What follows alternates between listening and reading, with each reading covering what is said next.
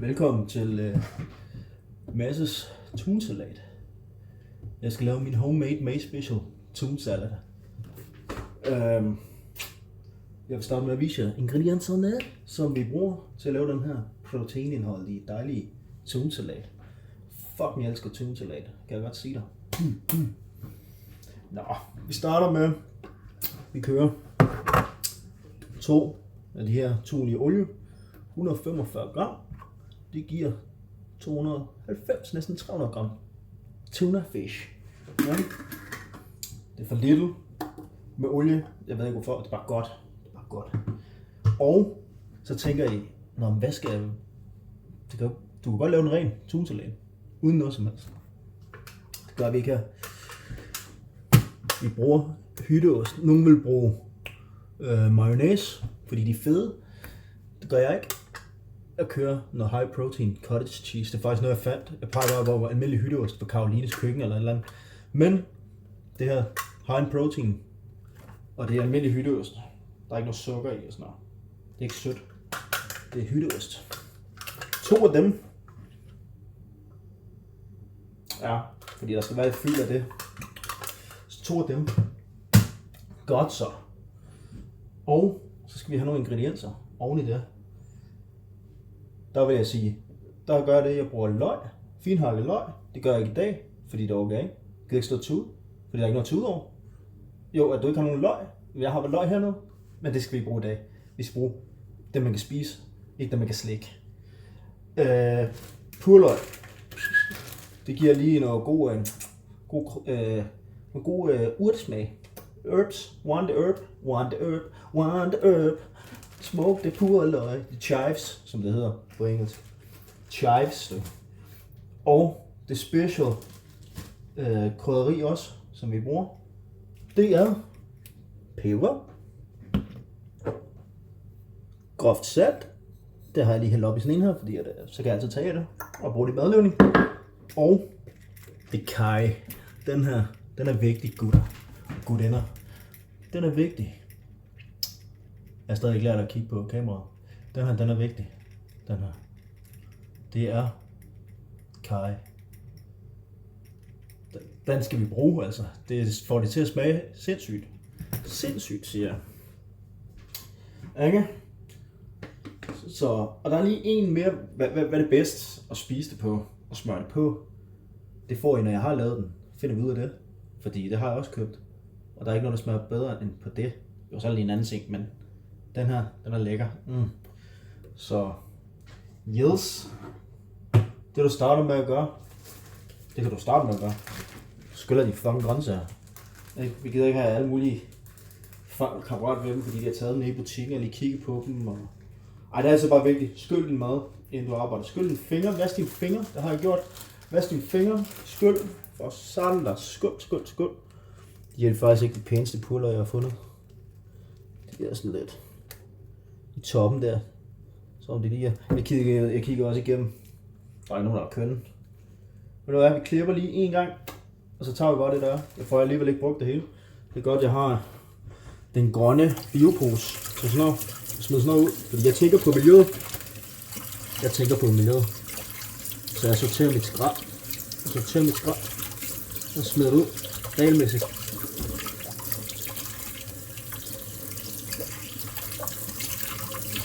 Jeg skal lære at kigge ind i kameraet.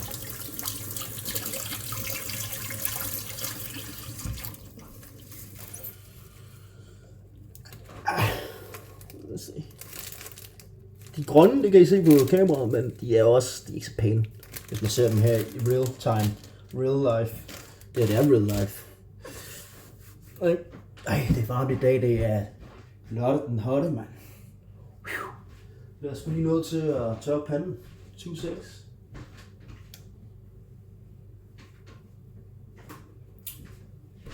Og vi er ude at træne og handle og til frisøren, og jeg skal komme efter dig. Jeg skal også lave noget andet mad i dag, men det ved jeg ikke, om jeg filmer. Det kan godt være, jeg gør, fordi jeg har også nogle andre ting, jeg skal. Jeg skal lave en ordentlig sindssyg kyllingnudelret med noget pad thai og noget... hvad var det hed? Sådan noget. Jeg skal bruge pad thai i en wok, og sådan noget, der hedder chow mein stir fried. Kommer til at være smag. Taste. That taste, siger jeg. That taste is great within this one. Because it's fucking taste good. Det ved jeg ikke, om jeg gør. Hold lige. Nå. Bullshit aside. Starter med at tage din tune. Det var lige off track der engang. Så tager din tune. Så åbner du den.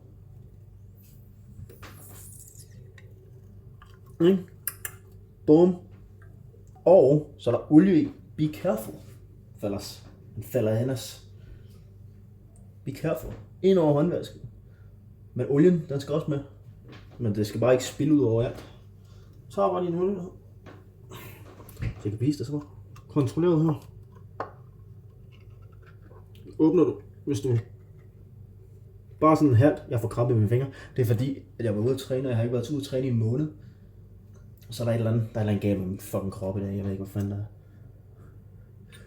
Men, så jeg kan ikke engang, hvad fanden får det? Jeg plejer aldrig at krampe i fingrene og sådan der. Det er fordi, det er varmt der. Jeg har kun spist 2 blødkogte æg til morgenmad. Og så har jeg lige fået en proteinbar og så har jeg lige drukket min shake. Jeg har mit eget proteinmål og sådan noget. Og her, en håndfuld mandler. Det gav jeg lige, fik lidt bedre, da jeg kom hjem. Det var 30 grader udenfor. Nå. Hvis du ikke kan åbne det mere end det, jeg gider ikke åbne det mere end det, fordi jeg gider ikke risikere det bare ud over det hele. Så har du bare din gaffel, værktøj. Så hælder du bare ned i den foretrukne bøtte, skål, whatever du har taget fra til din tunesalat. Og hælder du bare ned. Og jeg siger dig, når du har hældt det så langt, for helvede, så kan du tage resten lidt. Fordi man kan lade det sidde på. Jeg skal også lige skylles lidt, fordi jeg skal noget med skrald her, når jeg har lavet noget. Skal jeg have det med ned i metal. Det er bare fyre i, mand. Og det er bare at få det hele med. Få det hele med. No waste her. Tænk, det er dyrt i dag. Tænk, at dyr. De har skummet floden, siger jeg. Netto, mand. Det er slet ikke det samme. Det eneste sted, jeg kan magte at handle, eller som jeg føler, hvor priserne de stadig er med os. Man kan magte, og der er altid et eller andet spændende. Det er fandme Lidl. Lidl, mand. Lidl, de holder med folket. Rører den her ned. Næste objekt. Så var det. Og så er det bare. Og det er olie, skal jeg sige. Så det kan godt være fedt. Skader den ikke mere. Fucking det. Det kan godt være, at de her tunekasseroller her, man, de er forskellige fra kvalitet til kvalitet. Jeg ved det fucking ikke. Altså. Jeg ved bare en ting. Jeg ved ikke, hvorfor jeg får krampe mine fucking fingre. For jeg har det varmt.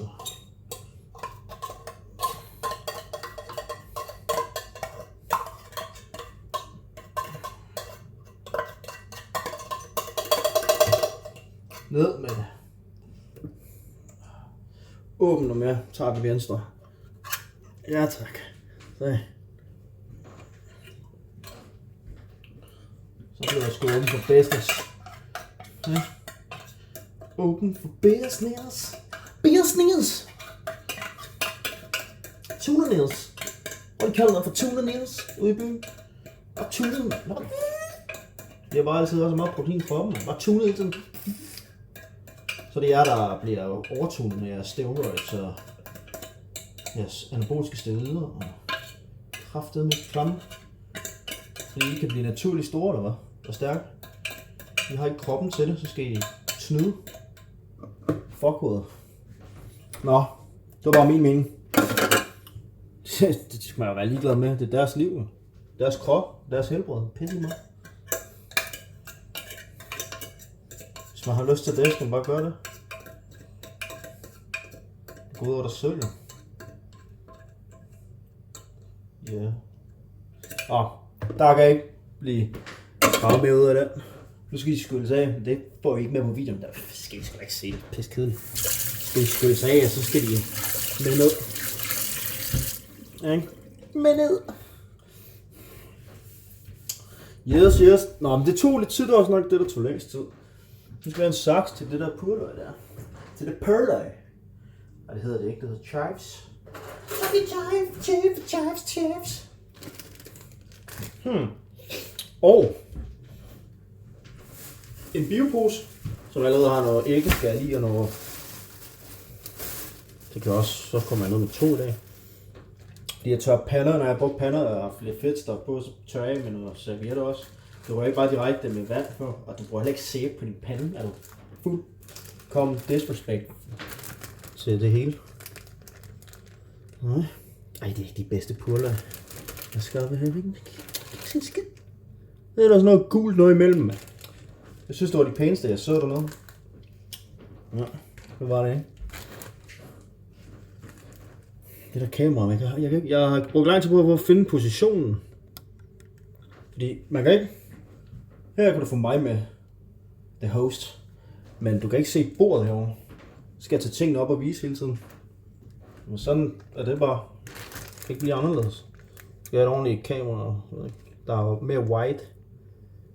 Jeg har prøvet at sætte det så langt væk som muligt. Måske skal det overstå herovre. Herovre i højre side. Det må vi prøve næste gang. Jeg klipper lige lidt af de her til. Fordi jeg gider ikke have de der tørre spidser, der er blevet... Jeg ved ikke, hvor de er blevet, mand. Altså, de er blevet... for meget kulde eller sådan noget inde i det der køleskab, de har nede i butikken. Så ikke så sart, vel? Fyrer vi den af. Jeg har også skyllet med vand. Nu klipper.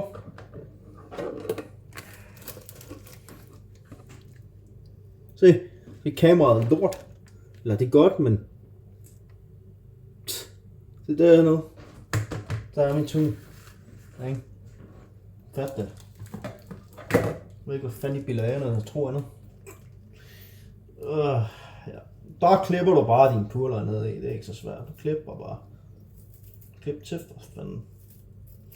Få det krampe i dine fingre, ligesom mig, fordi jeg ved ikke, hvad der sker i dag for min fucking krop. Jeg kan ikke, min højre, den er helt græsat. Den går helt amok. Jeg er pisse ligeglad, mand. Bider smerten i mig.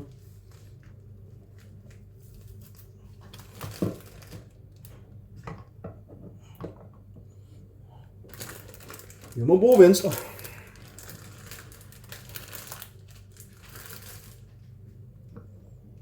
Nej.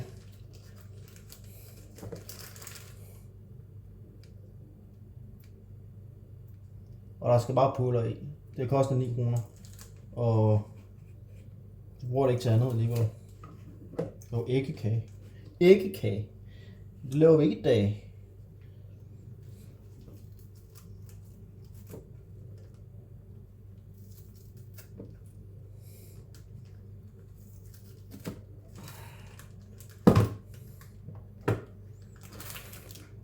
Så blev stusset, mand. Jeg vil gerne være hos jer, ikke? Og være med. Stopper den fucking... den hånd der, mand. Jeg bliver fucking sindssyg af det kramp der. Fucking fingre, det bliver været nede og løfte for sygt i dag. Det kroppen ikke gjort det noget tid. For den spasser ud, mand. Så den plejer jeg. Jeg glæder mig til på mandag. Får noget regnvejr. Og nogle kølige temperaturer. 20 grader. Det bliver godt. Man kan få luftet ud, man kan trække vejret, mand. Man kan få renset igennem, i stedet for det er fucking varme konstant. Ikke? Er I med mig, eller hvad? Skriv i kommentaren, om du er til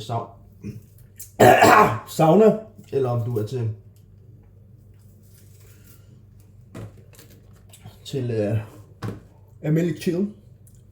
De der fucking mandler. Almindelig chill stuetemperatur, eller almindelig chill. Fucking chill the fuck out, man. I live in an igloo. Det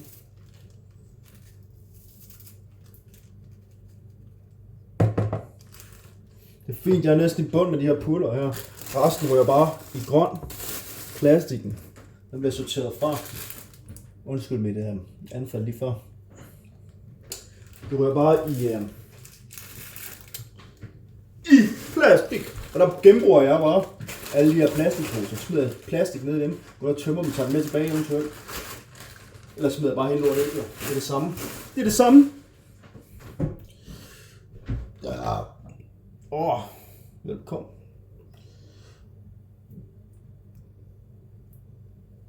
Ja, færdig. Godt så. Gaksigols. Skal vi prøve at sætte det herover?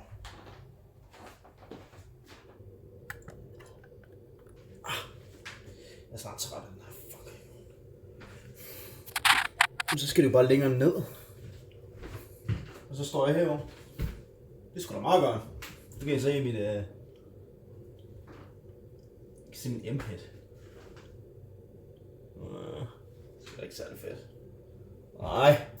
Der er mere lys, må jeg så sige. Godt stå. Jamen, jeg ved det ikke, venner.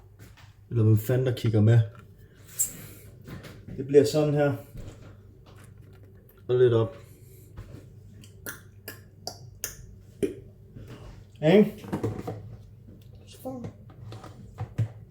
Så kan du tage din tunslag, nu er du lagt lidt i, og så kan du dreje det rundt, ikke? Jeg tror faktisk kun jeg bruger en, fordi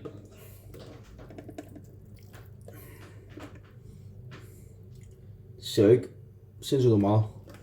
105 og 290. Plejer sgu da at være mere i, mand. I de her. Nå, du tilsætter din det gør du ikke, nej. Tilsætter dine krydderier.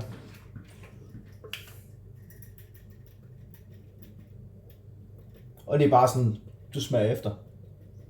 Okay? Så nemt det. Smager efter. Det gør en rigtig kok, han smager efter. Hvis han kan lide det, og siger sådan skal den være, tror jeg, så kan de andre, så kan dine gæster eller de andre, der skal smage, de kan sgu også lide det, ikke?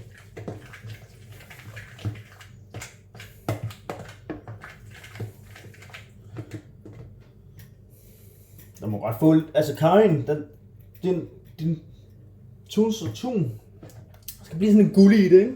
Så bliver det gullig i det. Ja, det er ikke de bedste tunbøtter, jeg har købt. Der er nogen, hvor det er mere chunky, det bliver hurtigt fint der. Det er sgu ikke særlig. Jeg er ikke begejstret. Det føler mig lidt snydt faktisk. De er samme størrelse som de andre tunbøtter. Altså.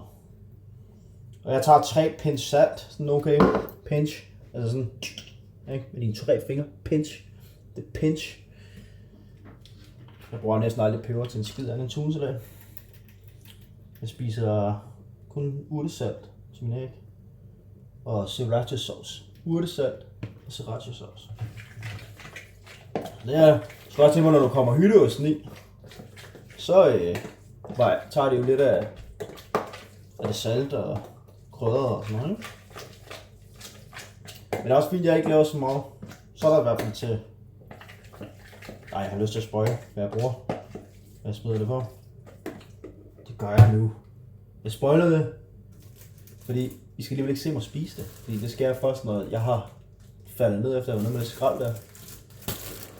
Rugbrødsboller fra Netto. Og de er også i Rema, mener jeg. Eller 3,65.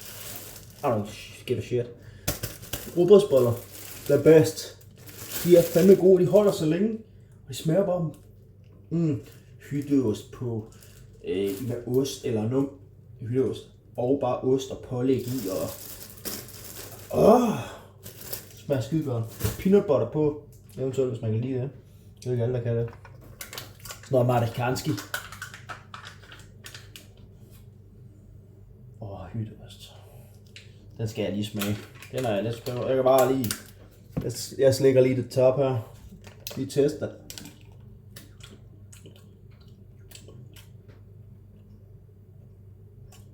Den er godt nok lidt saltig, synes jeg. Den er lidt saltig. Gør ikke noget. Det smager faktisk rigtig godt. Lidt salty, lidt salty. Don't be salty.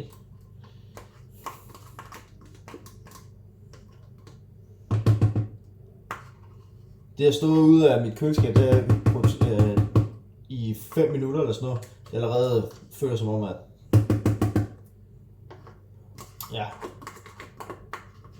at køligheden ved at den har stået i køleskabet, den er kold, det er allerede væk. Og vi måske er 30 grader inde. Nu bruger jeg den her igen, fordi det er kun mig, der skal spise det her. Der kommer ingen andre. Jeg er pisselig glad. Det skal selvfølgelig ikke gøre, hvis I har gæster, så tager jeg en ny gaffel. Nej, prøv lige at lade mig være udblikket.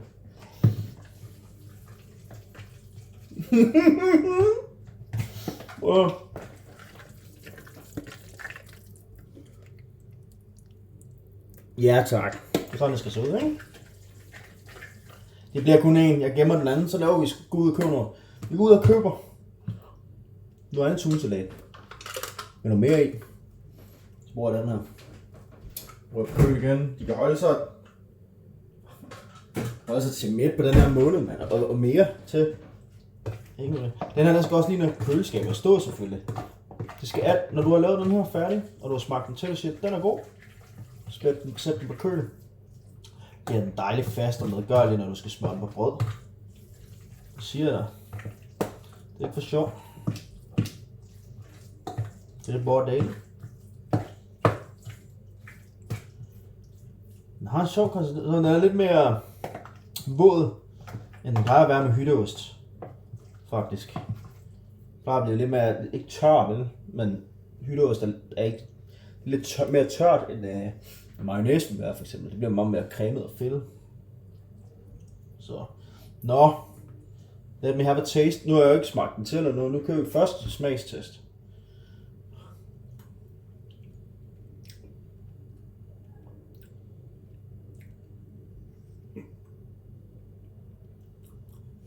Perfekt. Peber og salt. Fuck, det smager godt. Ved du hvad? Jeg skal lige lidt med karry i, jo. Det var det, jeg sagde. Og karryen, den er vigtig. Det smager bare godt i det her. Lidt mere. Lige i. Der. Så var den.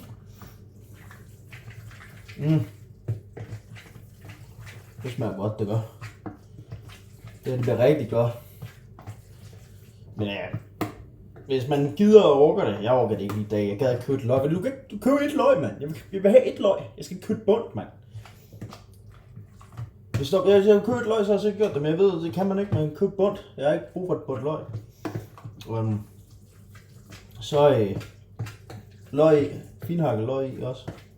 Altså ikke grovhakket, ikke helt finhakket, sådan. Det må godt være lidt chunky. Ikke? Jeg prøver at vise, hvordan man skærer et løg perfekt. Du tager et løg, piller det selvfølgelig. Skærer det over på midten, så har du 2 halve. Så tager du fjerner ikke den der stilk der. Så holder du på løget, så skærer du i midten af den halve. Så skærer du udefra ind til den der, du holder på, sætter stilken. Er du med så langt? Ind til der, ikke helt ind, så den går igennem. Og så er der de der riller op på låret. Dem skærer du så ned igennem. Sådan helt op til det der. Og ikke igennem igen. Bare op til du. Det sådan er lidt en centimeter fra... ikke en centimeter. Et par millimeter fra selve stilken. Så den stadig sidder fast på. Og så tager du sådan her. Fordi så har du kottet ind, og du har kottet ned. Og så tager du ud for. Og så begynder du. Så fint du vil have dem. Indad imod. Bum. Smider stilken væk. Så finhakket løg du. Det har jeg lært på kok. I faktisk i et køkken. Det er nemt. Nå.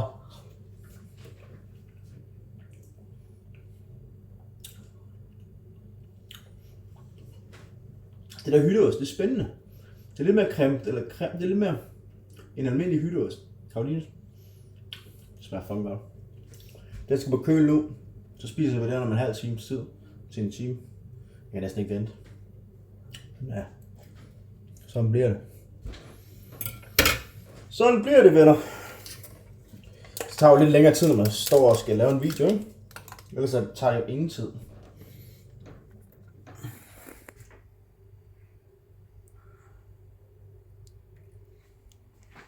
tunsalat.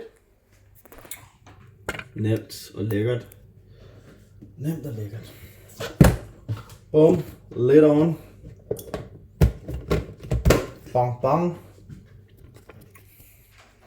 Så går vi in the fridge.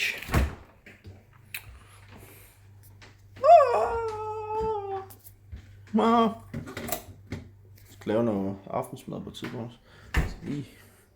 Jamen det var det jo. Og så husk rugbrødsbollerne. For fuck's sake altså. Hvordan vender man det her om igen? Hallo?